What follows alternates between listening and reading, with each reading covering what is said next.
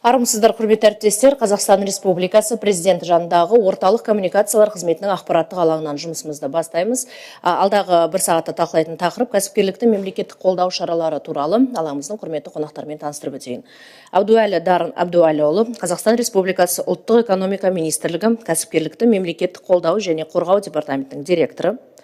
Смағұлов Талғат Темірұлы, Даму кәсіпкерлікті дамыту қоры акционерлік қоғамының басқарма төрағасының орынбасары, және Ташони Елена Николаевна, Атамекен ұлттық кәсіпкерлер палатасының жұмыспен қамту және шағын және әйелдер кәсіпкерлігін дамыту департаменті басқарушы директорының орынбасары.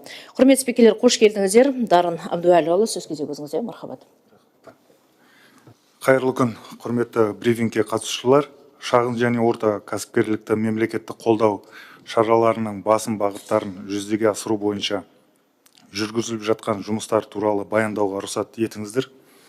Бүгінгі таңда үкімет бизнесті жүргізу жағдайларын жақсарту және әкімшілік жүктемені азайту бойынша жүйелі шараларды, сондай-ақ кәсіпкерлік секторды мемлекеттік ынталандырудың тікелей шараларын іске асыруда. Кәсіпкерлікті дамыту ұлттық экономиканы тұрақтандыру дамуының маңызды факторы болып табылады.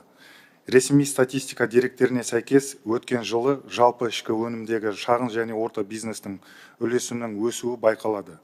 2024 жылдың 4 тоқсанында экономикадағы шағын және орта бизнестің үлесі 39,7% құрады. Бұл 2023 жылдың ұқсас кезеңінен 3,2% тармаққа артты. 24 жылы жұмыспен қамтылғандардың жалпы саны 2,2%-ға артып, 4,4 миллион адамға жетті. Шағын және орта бизнес субъектілерінің өнім шығару көлемі 2024 жылғы 4 тоқсанда 19,2%-ға ұлғайып, 81 триллион теңгені құрады. Бүгінгі таңда бизнесті мемлекеттік қолдау сұранысқа ие шараларының бірі кәсіпкерлікті қолдаудың кешенді бағдарламасы шеңберінде іске асырылатын бизнестің жол картасы және қарапайым заттар экономикасы бағдарламаларын құралады. Бұл бағдарламалардың операторы даму қоры болып табылады. Мәселен, 2024 жылдың қорытындысы бойынша кредиттерді субсидиялау арқылы жеңілдетілген қаржыландыру шараларымен шамамен 1 триллион теңге кредит сомасына 17 мыңнан астам бизнес жобасы қамтылды. 310 миллиард теңге сомасына 8 мың жоба бойынша кепілдік берілді. Ағымдағы жылы осы мақсаттарға 275 миллиард теңге бағыттау жоспарлануда. Өңірлер бөлісінде жобалардың басым бөлігі Алматы, Астана, Шымкент қалалары болса, Алматы, Түркістан және Ақтөбе облыстарында іске асырылды. Салалар бойынша өңдеу өнеркәсібі, көлік және қоймалау және білім беру жобалары басым.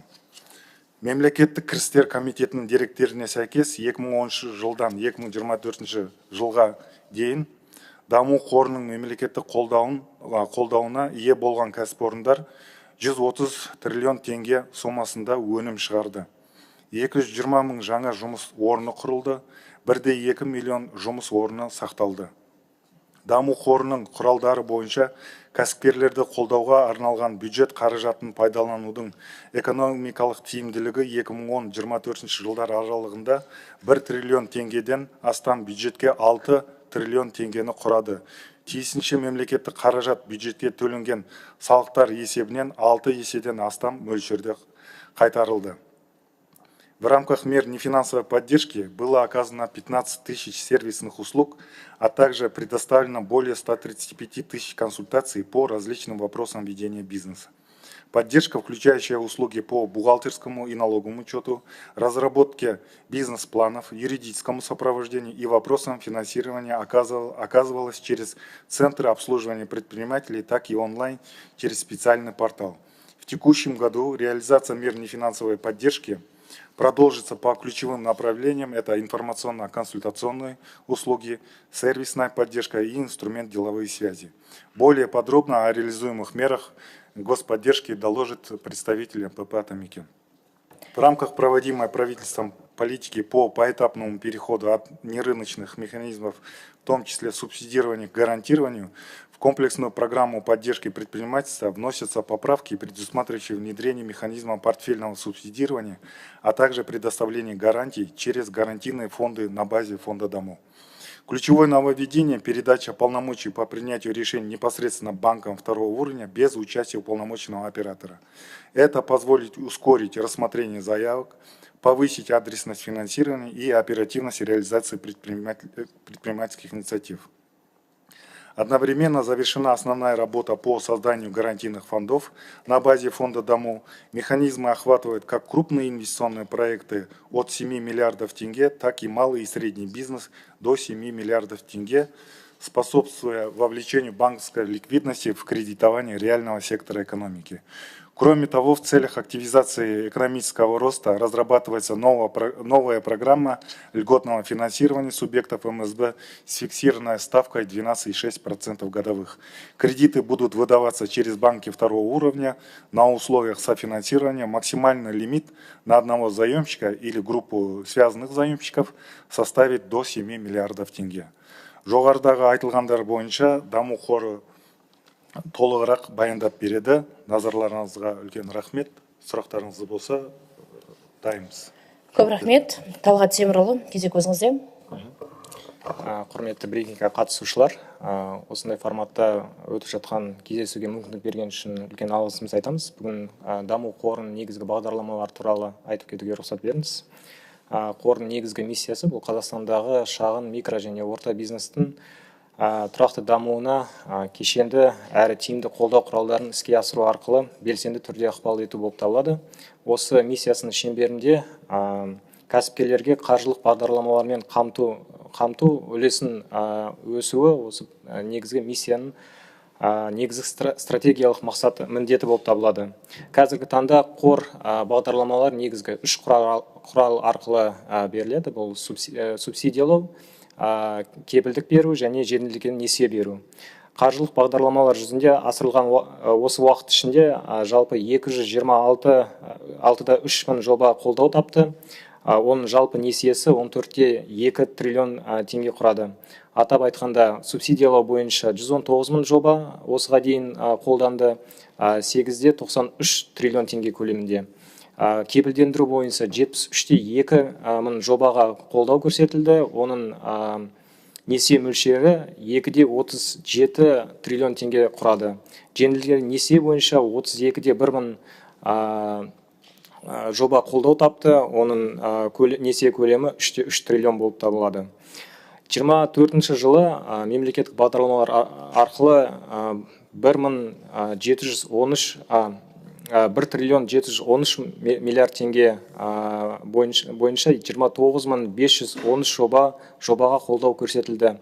Атап айтқанда, субсидиялау бойынша 17,623 жоба, 1 триллион 14 миллиард теңге көлемінде. Несиені кепілдендіру бойынша 9,173 жоба, 449 миллиард теңге сомасында. Жеңілдетілген несие бойынша 2,717 жоба, 554 миллион теңге көлемінде. Ал салалар бойынша ең басты біздің мақсатымыз ол өнеркәсіп саласын дамыту. Сол салаға осы атап өткен көлемде 37% өнеркәсіп саласына берілді. Ол 622 миллиард теңге құрады. Одан кейін көлік және қоймалау саласы 246 миллиард теңге жұмсалды. Туризм саласына 109 миллиардтан астам теңге жұмсалды. Және білім беру саласына шамамен 109 миллиард теңге. Және басқа өзге салаларға 627 миллиард теңге жұмсалды. Осы жобалардың іске асыру нәтижесінде 24 жылы жалпы осы өндірушілер 25,4 триллион теңге өнім өндірді. 1,7 триллион теңге көлемінде салық түсімдерін қамтамасыз етті және 9,7 мың жаңа жұмыс орындарын құрды. 24 жылғы динамикаға сәйкес 23 жылмен салыстырғанда осы қолдау тапқан жобалар саны 24%-ға асты, несиелер жалпы сомасы 9%-дан асты, 9%-ға артты. Айта кететін болсақ, пандемия кезінде және постпандемия кезінде мемлекеттік кәсіпкерлерге көрсетілетін қолдау көлемі ұлғайды. Сол нәтижесінде қамтылу деңгейі жылдық орташа көрсеткіштен 1,5-2 есе жоғары болды. Қазіргі уақытта қор өзінің бағдарламаларына өзгерістер енгізіп жатыр. Бағана айтып кеткендей, мемлекет басшысы осы жылы 21 қаңтарда өткен үкіметтің кеңейтілген отырысында берген тапсырмасына сәйкес, сонымен қатар 2 сәуірде үкімет қаулысына сәйкес, сонымен қатар кепілдік беру құралдарын әрі қарай кеңейту мақсатында осы даму қорының негізінде 2 кепілдік қоры құрылды. Бірінші кепілдік қоры ол 7 миллиард теңгеге дейін жобаларға арналған, және екінші кепілдік қоры үлкен әрі инвестициялық жобаларға арналған, ол 7 миллиардтан астам теңгені жұмсайды. Бірінші кепілдік қоры бойынша негізгі шарттар келесі: ол жоба сомасы 7 миллиардтан аспау керек, және кепілдік мөлшері осы қаржыландыру сомасынан 85%-на дейін жетеді, бірақ 3,5 миллиардтан аспау керек. Кепілдік мерзімі қаржыландыру мерзіміне сәйкес соған қоса 5 ай беріледі, 5 ай ұзаққа беріледі. Кепілдендіру негізі жеделдетілген тәртіппен беріледі, 2 жұмыс күні, және даму қоры қайта сараптамайды бұл жобаларды. Кепілдік беру портфельдік кепілдендіру бойынша екінші деңгейлі банктермен жасалған келісімдер арқылы беріледі. Екінші кепілдік қоры бұл үлкен ірі кәсіп жобаларға арналған. Бұл жоба бойынша 7 миллиардтан асатын көлемде беріледі. Кепілдік мөлшері осы жобаның құнының 30%-на дейін беріледі. Кепілдік мерзімі 15 жылға дейін. Әр берілген өтінімдер даму қоры арқылы тарапынан жеке тәртіппен қаралады.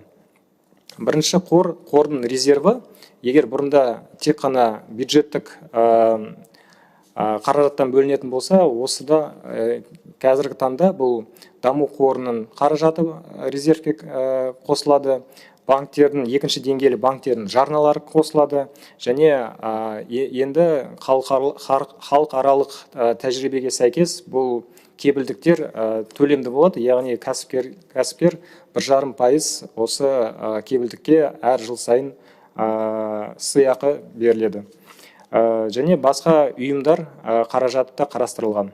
Екінші кепілдік қоры бұл резерв, бұл кепілдік қорының резерві осы кәсіпкерлердің кепілдік беру үшін төлейтін комиссиясынан тұрады, ол 2%, және жалғыз акционер немесе республикалық бюджеттен қарастырылған. Қазіргі таңда осы гарантия қоры жұмыс істеп жатыр. Қазірге дейін жалпы 319 жобаға қолдау көрсетілді. Несие сомасы 36 миллиард теңгені құрады, оның ішінде кепілдік көлемі 18 миллиард теңге құрады.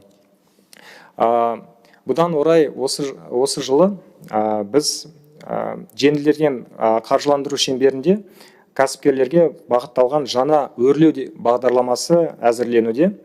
Бағдарлама аясында 750 миллиард теңге көлемінде қаражат көзделген, оның ішінде 300 миллиард теңге даму қорының қаражаты, 450 миллиард теңге екінші деңгейлі банктердің бірлесіп қаржыландыру, болмаса нарықтан тартылатын қаражат. Бәр сомасында 750 миллиард теңге осы нарыққа кіші және орта бизнеске арналған қаражат болып табылады. Бағдарламаның қатысушы ретінде микро, шағын және орта кәсіпкерлер қарастырылған. Қаражат келесі мақсаттарға беріледі. Бұл инвестициялық жобалар 7 миллиардқа дейін және 3,5 миллиард қаражат айналым қаражатын толықтыруға беріледі. Сыйақы мөлшерлемесі 12,6%-дан аспайды. Қаржыландыру мерзімі 10 жылға дейін, айналым қаражатына 36 айға дейін беріледі. Сонымен қатар қайта қаржыландыру көзделген, бірақ қайта қаржыландыру 25 жылдың 1 қаңтарынан бастап берілген несиелерге қарастырылған. Басым салалар қарастырылған бұл бағдарлама бойынша: ол өңдеуші өнеркәсіп, көлік және қоймалау, туризм, білім беру және денсаулық сақтау салалары. Бағдарлама экономиканың нақты секторын қолдауға және кәсіпкерлік субъектілерінің тұрақты дамуына бағытталған жүйелі шаралардың бір бөлігі болып табылады. Келесі, микро және шағын бизнес үшін біз кредиттік мөлшерлемені субсидиялау келесі шартпен беріледі. Яғни кредит бойынша ең жоғарғы мөлшерлемесі бұл ұлттық банктың базалық мөлшерлемесіне қосылған 4%, жалпы сомасы 20,5% болады. Сыйақы мөлшерлемесі, оның 40% даму арқылы субсидияланады. Бұл ретте кәсіпкерге бұл несие 12-де 3%-бен көлемінде болады. Ең жоғарғы сома ол 200 миллион теңгеден аспайды. Басым салаларды қарастырылған. Бұл өңдеу өнеркәсібі, туризм, денсаулық сақтау, білім беру және көлік және қоймалау. Осы сәтке дейін, осы 5 сәуірге, осы алғашқы 5 айдың ішінде біз субсидиялау арқылы 2170 жобаға қолдау көрсеттік. Оның жалпы портфельдік кредиттік портфельдің жалпы көлемі 279,6 миллиард теңгені құрады. Негізі біз осы кәсіпкерлерге қолдау көрсетеміз және кәсіпкерлер өз тарапынан бюджетке салық ретінде осы жұмсалған қаражатты қайтарады. Мысалы 2013-2023 жылдың аралығында субсидиялау арқылы 1 триллион теңгеден аса қаражат бөлінсе, ол 6-да 5 миллиард теңге салық ретінде қайтарылды. Яғни 6,5-нан аса қайтарылды. Сонымен қатар 141 мың жаңа жұмыс орындары құрылды. Осылайша мемлекеттік бағдарламаларға бөлінген қаражат жанама түрде 6 еседен астам көлемде бюджетке қайтарылды. Негізі қор іске асырған барлық бағдарламалар бойынша жалпы экономикалық нәтижесі келесідей болды. 2013-2024 жылдар аралығында қолдау алған кәсіпкерлер 129,8 триллион теңгеге өнім өндірді. Оның ішінде тек қана 24 жылы 25-те 4 триллион теңге құрады. Осы кәсіпорындар 9 триллион теңге салық төленді. Оның ішінде 24 жылы 1,7 триллион теңге құрады. 1,208,000 жұмыс орны сақталды. Оның ішінде 24 жылы 100,000 орын. 220,000-нан аса жаңа жұмыс орны ашылды. Оның ішінде 24 жылы 9,7,000 құрады.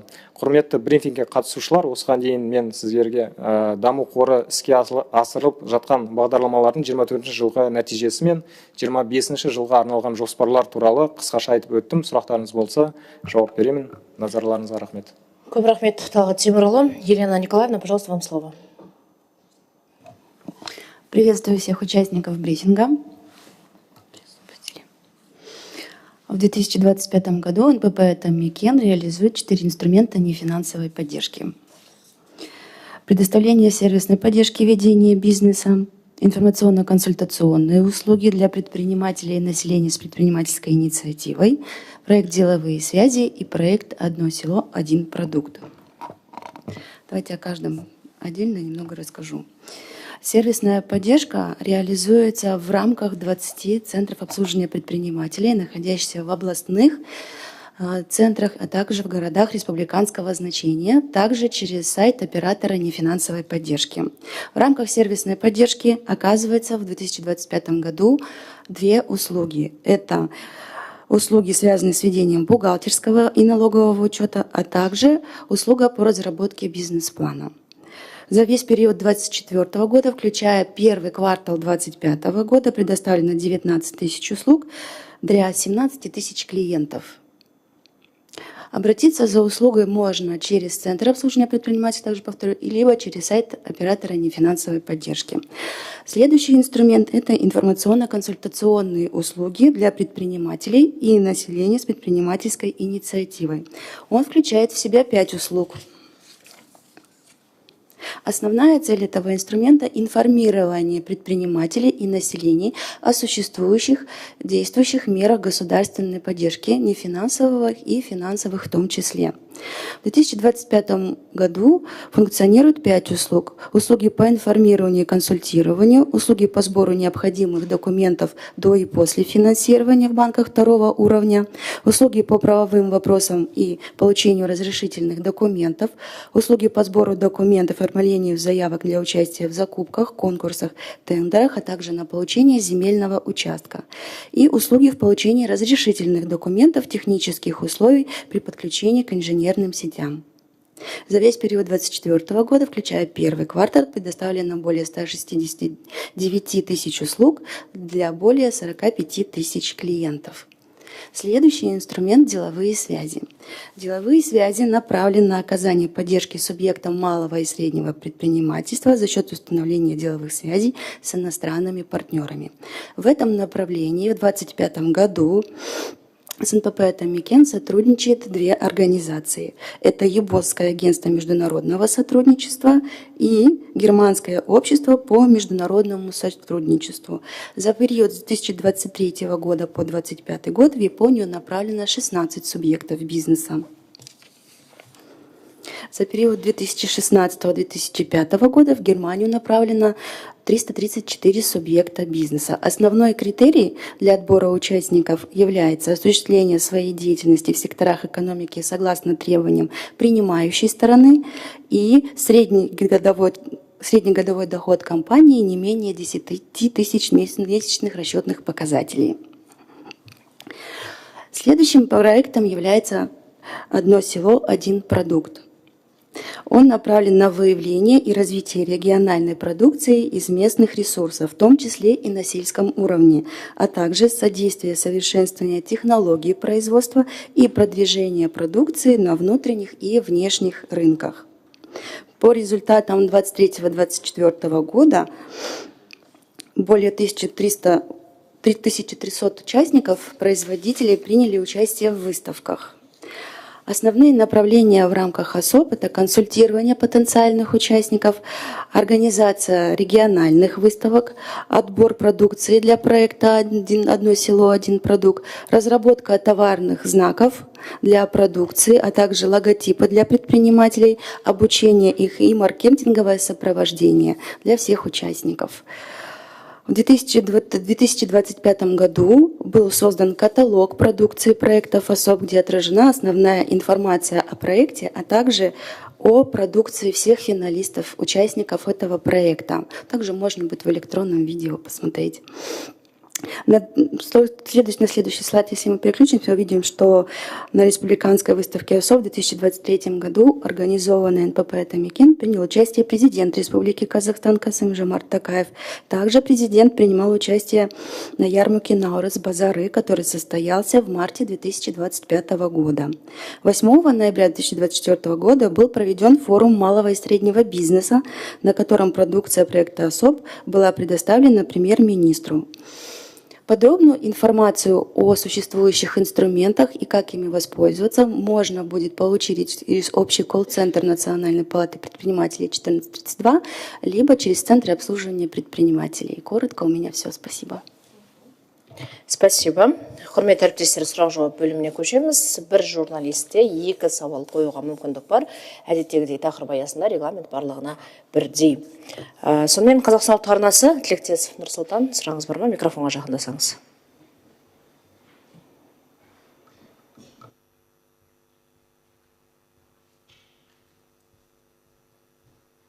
Рахмет. Нұрсұлтан Тілектес, Қазақстан ұлттық арнасы. Менің сұрағым Дарын Әбдуәліұлына. Мына жерде жаңа сіз көрсеткен слайдта шықты. Былтыр мысалы кәсіпкерлерге 332 миллиард теңге көлемінде қаржылай көмек көрсетілген, ал биыл 275 миллиард көлемінде көмек көрсетілмек. Сонда биыл неге аз деген сұрақ туындайды, әлде шағын және орта бизнес субъектілерінің саны азайды ма? Сұрағыңызға үлкен рахмет. Негізі бұл несиелерді кәсіпкерлер қайтарады ғой. Сол қайтарған есебінен соманың азаюды байланысты. Екіншіден, өткен жылы жаңа жобаларға ақша көбірек бөлінді. Бұл жылы жаңа жобаларды біз қаржы тапшылығына байланысты сәл тоқтатып отырық. Сол себепті осы жылға сәл соманың өткен жылғымен сәл аздау қаралған. Қосылған құн салығының мөлшерлемесі көбейді, пайызы. Биыл қанша осы субъект осы тізімге енді қаншасы төлейді деген сияқты? Негізі бұл басқа департаменттің құзыретіне кіретін еді. Бұл сұрағыңызға біздің өзіміз пресс-служба арқылы жауапты береміз. Жақсы, рахмет. Рахмет. 24 кезет, Еркебұлан Смадияров, сұрағыңыз бар ма? Рауан Қалбаев, алаңызда болсаңыз, дайын тұрсаңыз. Қайырлы күн. Сұрағым ұлттық экономика министрлігіне.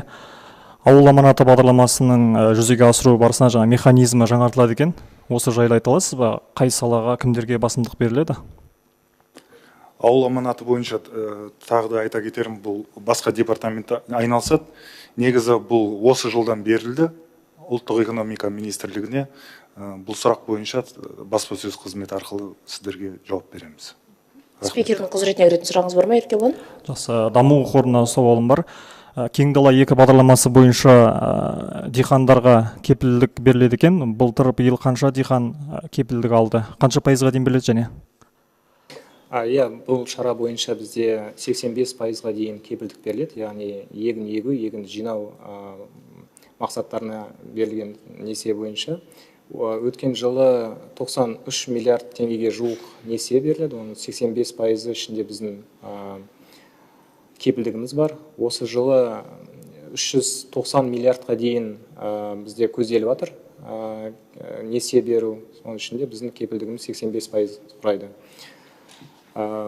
Жалпы қазіргі таңда 167 миллиард теңге берілді осы жылдың басынан бастап осы кең дала бағдарламасы бойынша жалпы несие сомасы 167 миллиард теңге құрады. Алдында тағы да беріледі. Рахмет. Аршат Қазкезі, Рабиға Бақытжанқызы бізбен тікелей байланыста. Рабиға ханым, қайырлы күн. Микрофоныңызды қоссаңыз. Даму қорына байланысты сұрағым бар.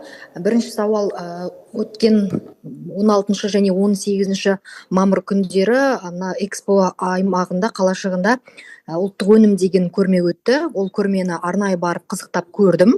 Бізде біршама кәсіпорындар, біршама өндіріс орындары бар екен, қуанып қалдым.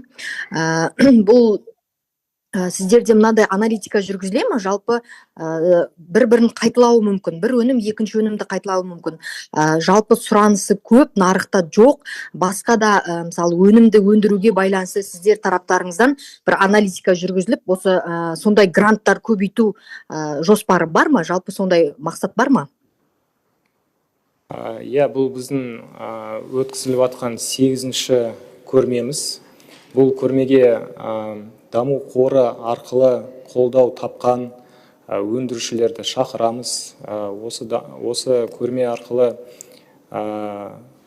көпшілік Қазақстанда қандай тауарлар өндірілетінін, қандай кәсіпкерге қолдау көрсетілетінін өзінің көзімен көре алады. Және көптеген адамдарға осындай тауарлар жалпы Қазақстанда шығатынына таңғалып жатады. Білмейді көпшілігі, соның бәрін осымен таныстыруға біз өзіміздің үлесімізді қосамыз. Осы өткен көрмеде мысалы жалпы сату сомасы 76 миллионға дейін жеткен. Сонымен қатар 14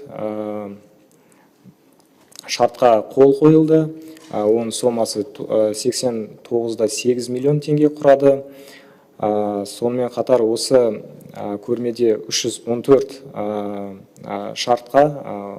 келісім шартқа ары қарай сол шарттарды жүзеге асыруға келісім берілді. Бұл жалпы жалғыз сондай көрме шығар Қазақстан бойынша өндірушілерді көрсететін. Бұған орай осы көрмесінде тек қана тауарлар ғана емес, осы нарықтағы қаржыландыру институттарының, кәсіпкерлердің панельдік сессиясы өтті. Ояқта қандай қолдау алғанда туралы, банктер өзінің қандай бағдарламалар бар екендігі туралы айтып өтілді. Өте қызықты өтті. Жалпы бұл үлкен бір көрмеке. Бұл көрмекені әрі қалай біз жалғастырамыз. Жыл сайын негізі көзделіп отыр өткізу. Яғни тағы да айтып кететін жайт, бұл көрмекеде тек қана бағана айтып кеткендей тауарлар қайталанбайтын, негізгі әр өңірдің өзін саласына сай кәсіпкерлерді шақырып, соны көрсетуге тырыстық. Талғат Темірұлы, мен сұрағымды нақтылайыншы. Жалпы сіздерге мысалы анализ жүргізіліп, жалпы мүлдем өндірілмейтін, нарықта жоқ тауарларды шығару ұсынысы бар ма, жоспары бар ма? Сондай кәсіпкерлерді тартып, немесе сол бағытқа грант бөлу мәселесі қарастырылып жатыр ма даму қоры арқылы? Даму қоры арқылы негізі грант бөлінмейді, бірақ сонымен қатар бағана айтып кеткендей бізде үш негізгі өзгертулер енгізіліп жатыр. Жалпы біз субсидиялау тетігінен кетіп, нарыққа нақты инструменттер қолданып жатырмыз. Бұл инструменттер негізгі нарықтық ақшаны жұмсайды, тек қана бюджеттік ақшаны емес. Мысалы, кепілдік қоры енді бұяқта екінші деңгейлі банктер өзінің жарналарын енгізеді, даму қоры өз ақшасымен кіреді, және бұл бюджеттік тәуелділігінен айырылады, яғни нарықтық ақшадан бөлінеді. Сонымен қатар қазіргі таңда айтып кеткендей даму қорынан 300 миллиард бөлінеді, және нарықтан 450 миллиард қарастырылған. Осы екі сома өзімен бір-бірімен араластырып, біз 750 миллиард теңге 12,6%-бен нарыққа береміз. Бұл 750 миллиард нақты 5 салаға беріледі, яғни бұл өнеркәсіп өндіру саласына, айтып кеткенде медицина саласына, көлік және қоймалау саласына, білім беру және медицина саласына беріледі.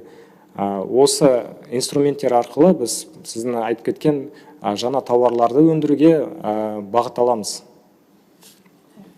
Рабиға ханым, Дарын мырзаның қосары бар екен, тыңдасаңыз. Иә, жауапқа қоса кететінім ол мына үкімет қазір ондай жұмысты жүргізіп жатыр негізі. Үкіметтен тыс мына атамекен тағы да үлкен жұмыс жүргізіп жатыр. Дашборд дейді, әр өңірлер бойынша дашбордтарды жасап жатыр. Қай өңірде қандай тауарлар, қандай басым жұмыстар жүргізіліп жатыр. Сол зерделеу жұмыстар жүргізілуде қазірде. Оның бәрі мына қазіргі таңда Қазақстанда өндірілмейтін қарапайым заттарды, соларды өндіруге бағытталған. Әр қазір жобалар зерделеніп жатыр. Сол жұмыс негізі бағытталғаны осы Қазақстанда шығарылмайтын заттарды өңдеу, шығару бойынша көзделген. Рахмет. Келесі сұрағыңыз. Рабиға. Екінші сұрағыңыз бар ма? Бар сұрағым. Енді мынаны айтыңыздаршы, жақсы, бірінші сауалға толық қанағаттандым. Екінші сауал, жалпы даму қоры болсын, атамекен арқылы болсын, сатсыз жасалған жобаларды, мысалы, ақша бюджеттен қаржы бөлініп, бірақ олар сәтсіз аяқталып, қайтаруға тура келген жобалар бар ма? Нақты саны болса. Және сондай грант тұтарда немесе соларды жобаны қаржыландыру кезінде қоғамдық бақылау бола ма? Қоғамдық бақылаудың ішінде осы бақ өкілдері, яғни журналистер қатыстырыла ма? Сұрағыңызға рахмет. Негізі даму қорында бірнеше мониторинг жүргізу процестері қолға алынған. Ең бірінші бұл осы мемлекеттік қолдау алған кәсіпкерлердің мемлекеттік шарттарына сай келетіне және кредиттің нысаналы қолдауына байланысты біз мониторинг жүргіземіз. Яғни кәсіпкерді мониторинг жүргізу уақыты келген кезде, мысалы 6 айдан кейін біз кәсіпкердің орнына барып визуалды түрде алынған заттарын көріп, сол кәсіп алған саласына ма, басқа салаға жұмсалғанын тексереміз. Сонымен қатар оны құжат ретінде қарастырамыз, нысаналы қолданғанын тексереміз. Мысалы, өткен жылы бізде 12.871 кәсіпкер тексерілсе, оның 1800-ден 1848 кәсібі бойынша біз негізгі нарушениялар тапқанбыз. Солар бойынша бізде белгілі бір құралдар арқылы әртүрлі қолданылатын неміз бар, ответственность, кәсіпкерде өзінің бір белгіленген ответственности бар. Мысалы, субсидия бойынша берілген субсидиялар қайтарылады. Кепілдік берілген болса, ол кепілдік қайтарымды болады. Мысалы, субсидия бойынша біз қазіргі таңда, қазіргі уақытқа дейін бізде 5-3 миллиардқа дейін берілген субсидия қайтарылып жатыр. Оның ішінде қазіргі таңда 1,7 миллиард теңге қайтарылды, және 3,7 миллиард теңге бойынша жұмыстар жүргізіліп жатыр.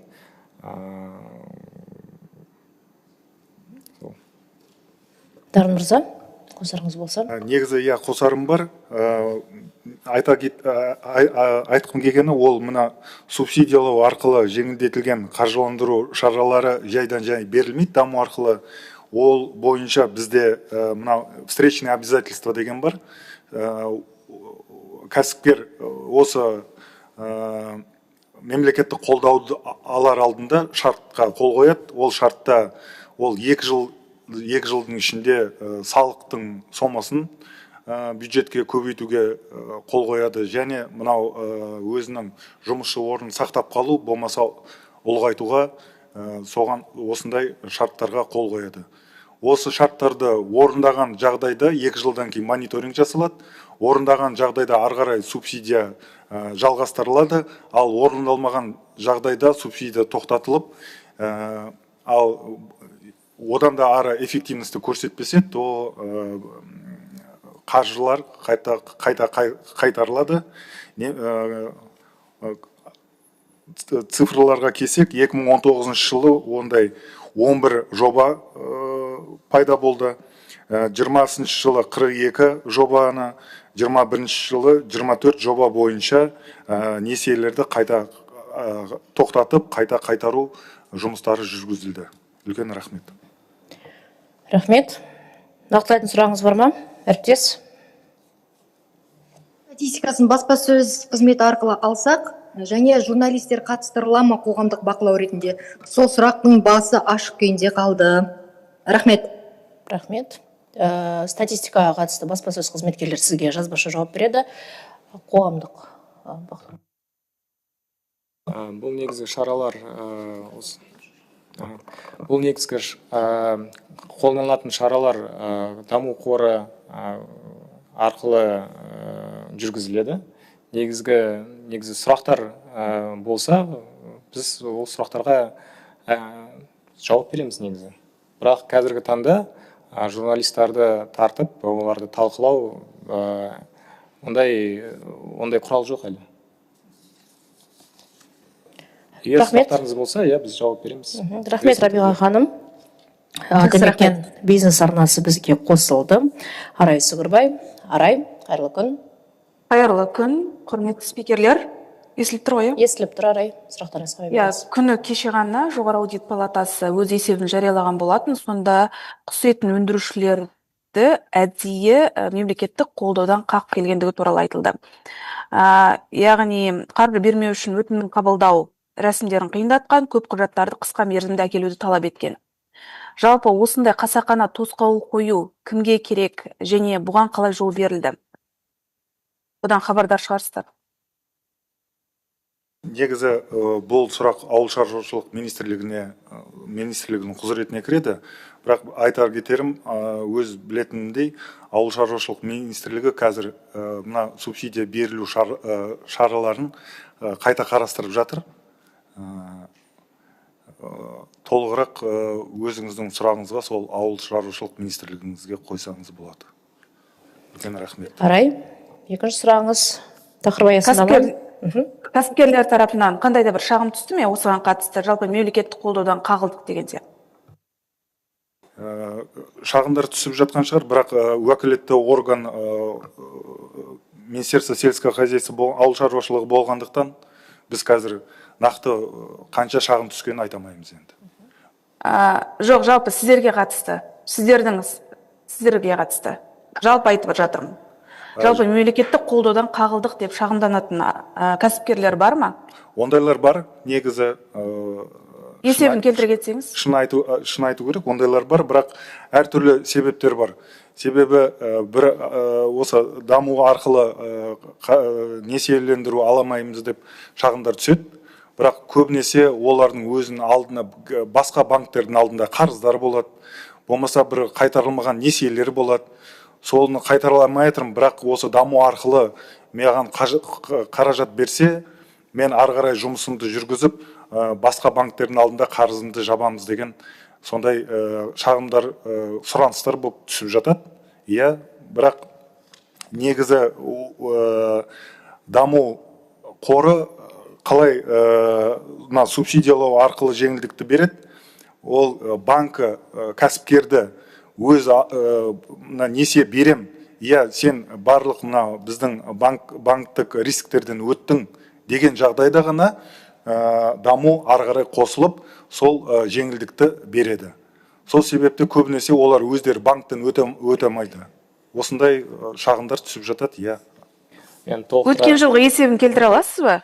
Қанша шағым түсті? Жылда орта шамамен бір 10-15 шағым сондай түсіп жатады. Сұраныс, негізі ол шағын ретінде емес, көбінесе сұраныс ретінде көмектесіңіздер, не істеймін, не қоям дегендей.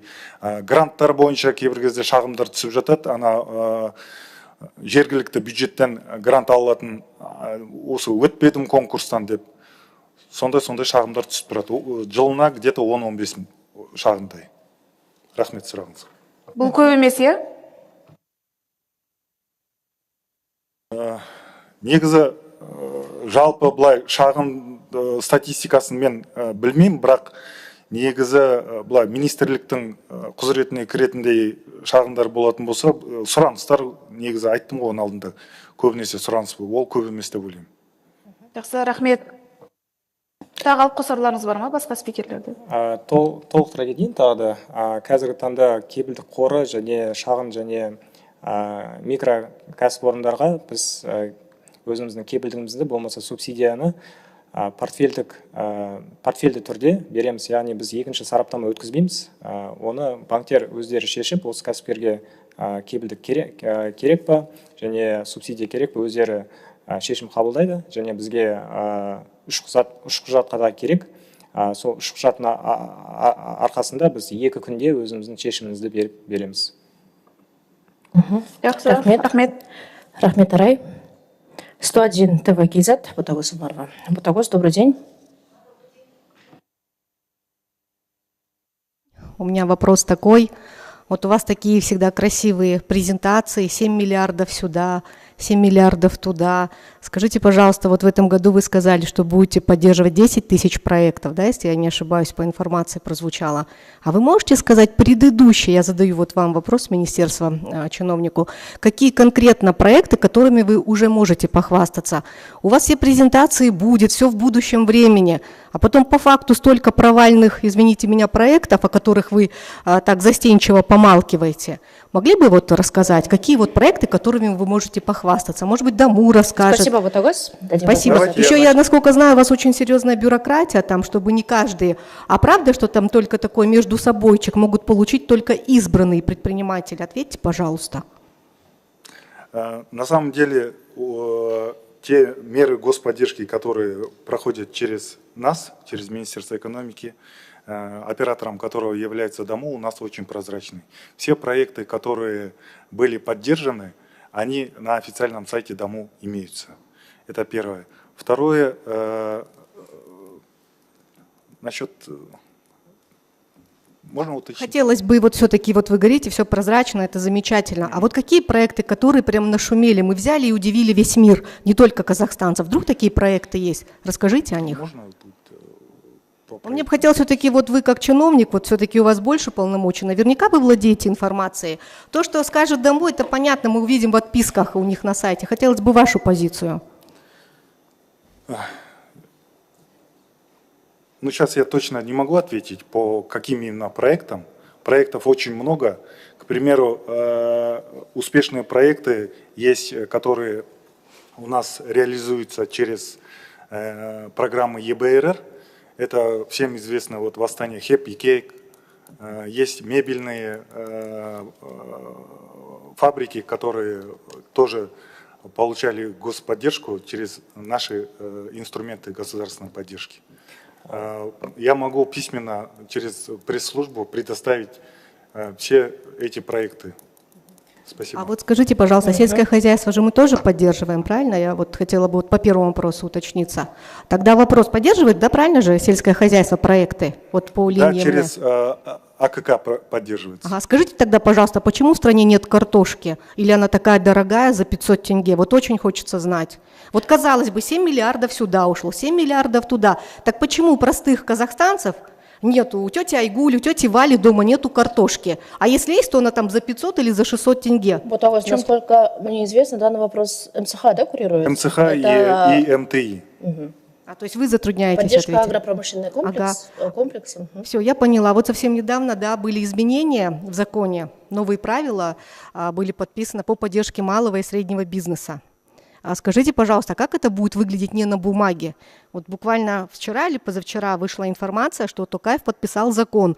Изменены правила для казахстанских производителей. А как это будет выглядеть? Вот на бумаге вы уже рассказали, а как это вот в жизни происходит? Спасибо. Если можно, прошу уточнить. Вот смотрите, совсем недавно у нас Токаев подписал закон «Изменены правила для казахстанских производителей». У нас же есть отечественные товаропроизводители. Вот есть, которые там, допустим, в строительстве участвуют. Но при этом у них никакой поддержки нету, весь стройматериал завозится из России, из Узбекистана, Белоруссии, а наши товаропроизводители оттеснены, то есть практически у них нету такого же, допустим, доступа, то есть на равных условиях, и получается, что иностранные больше какие-то вот имеют дивиденды и могут участвовать в тех же тендерах, но при этом мы говорим, что те же комфортные школы строятся на наши материалы, но это не так. Вот скажите, а как вообще эта поддержка? Может быть, как-то Министерство экономики расскажет? Это тоже входит в компетенцию Министерства промышленности, Министерства торговли и интеграции, поэтому я не смогу прокомментировать. То есть Министерство экономики никаким образом не... Можно я дополню здесь? Спасибо. Наверное, вот по первому вопросу касательно проектов, которые мы поддержали, вам как раз надо было посетить нашу выставку. Там было как раз вот 350, мы только собрали 350, потому что там вместимость ограниченная. А там бы вы воочию убедились бы, какие товары у нас там производятся, начиная там от продуктов питания, заканчивая там оборудованием различным, в том числе и для нефтегазового промышленного комплекса. Для этого мы и проводим такие ежегодные выставки, чтобы народ увидел. Это только были 350 компаний из тех 29 тысяч, которые мы поддержали в прошлом году. По второй части вопроса касательно... По поддержке товаропроизводителей. Да, товаропроизводителей. Да, я хотел бы сказать, что мы основную часть своей поддержки как раз-таки сосредоточили на обрабатывающей промышленности. Если внутри обрабатывающей промышленности посмотреть, то в первую очередь у нас это занимают продукты питания, это те продукты, которые непосредственно влияют на потребительскую корзину. Затем идет у нас производство мебели, и третьим идет это производство строительных материалов, как раз неметаллической минеральной продукции. Мы в этом году также будем этот темп по поддержке обрабатывающей промышленности ускорять. Как я говорил ранее, мы уходим от субсидирования процентной ставки, то есть мы его оставляем для микро и малого предпринимательства до 200 миллионов тенге, но при этом максимально упрощаем доступ для предпринимателей, то есть она будет на портфельным методом предоставляться, банки предоставляют кредит и автоматически определяют субсидирование, мы уже как агенты будем субсидировать и следить за перечислением этих субсидий. Но в то же время 750 миллиардов тенге будут направлены на рынок именно для обрабатывающей промышленности, для 5 приоритетных секторов, которые будут влиять на именно потребительскую корзину и на влияние инфляции. Это касается и тех продуктов, которые каждодневно мы пользуемся, простые вещи. Поэтому мы ожидаем большой эффект от этой программы. Она будет стабильная, она будет долгосрочная. Мы до 20 лет фондируем банки второго уровня. Конечная ставка для заемщиков, она не будет зависеть от выделения бюджетных денег, то есть это будет фиксированная ставка 12,6 при условии того, что у нас базовая сейчас составляет 16,5, рыночные средства для бизнеса, они варьируются от 20 до 25%. Это довольно-таки хорошая ставка будет для них, фиксированная. Фондирование будет до 10 лет, и мы ожидаем хороший эффект от этой программы, в том числе для снижения зависимости по строительным материалам. Скажите, пожалуйста, вы сказали про Последнее выставку, уточнение. это которая прошла в Экспо, да, вот недавно, вы о ней говорите? Да.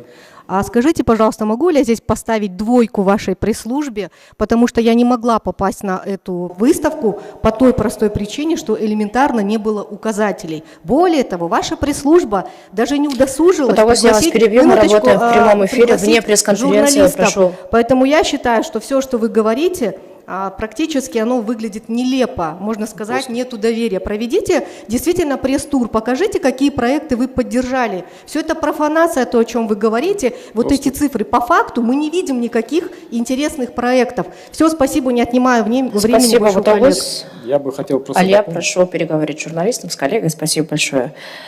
24 KZ, Рауан Қалыбаев, әріптес кешірім сұраймын. Сұрағыңыз бар екен. Жібек Жолы, дайын тұрсаңыздар, сұрақтарыңыз болса. Здравствуйте. У меня вопрос, наверное, к фонду ДАМУ. Какие отрасли считаются приоритетными вот, в рамках господдержки предпринимательства? И можете ли вы в цифровом значении назвать отрасль, которая больше всего привлекла финансирование? Да, мы при определении этих отраслей, которые мы определили, вот 5 отраслей, проанализировали в целом, провели большой анализ. Раньше у нас ОКЭДы были довольно сильно расширены. Это 68 ОКЭДов, которые получали поддержку. И государственные средства, они были рассредоточены между разными отраслями. И добавленная стоимость в конечном итоге, она не была большой по конкретным отраслям. Поэтому мы решили, проанализировали, какие именно необходимо развивать отрасли для того, чтобы снизить цены на товары определенные, то есть снизить инфляционное давление.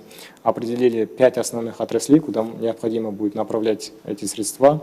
Как я уже ранее сказал, по льготному кредитованию это обрабатывающая промышленность в первую очередь, то есть основные средства туда будут направляться. Это транспорт и складирование, то есть также, которое влияет на конечную стоимость продукции, которая перевозится между нашими городами, между странами. И такие социальные проекты – это образование, медицина и туризм, то есть развитие туризма, но при этом мы исключаем большие 5-звездочные отели, оставляем только 4-звездочные, доступные отели для наших граждан, то есть эти 5 отраслей, в том числе по субсидированию. Если раньше у нас была какая-то часть там, безотраслевого, то в этой части мы все это убрали, только остается 5 основных отраслей, на которые будет сосредоточена поддержка в ближайшие 2-3 года. Даже на сегодня, если смотреть по процентажу, то перерабатывающая, обрабатывающая промышленность, она составляет 33,3%. И еще транспорт и складирование более 17%. То есть обрабатывающие и транспорт складирование это вот топ-2, да, получается, первый, второй? Сказать топ-2. Все, спасибо. Спасибо. Жібек Жолы, Жеңіс Ермұханов. Ақмарал ханым, сізде сұрақ жоқ, иә? Онда құрметті спикерлер, осымен келіп түскен сұрақтар тамам. Уақыт бөліп аламызға келгендерін үшін алғыс айтамыз. Сіздеріңізге сәттілік тілейміз. Әріптестер, сағат 14:30-да қайта жүздескенше.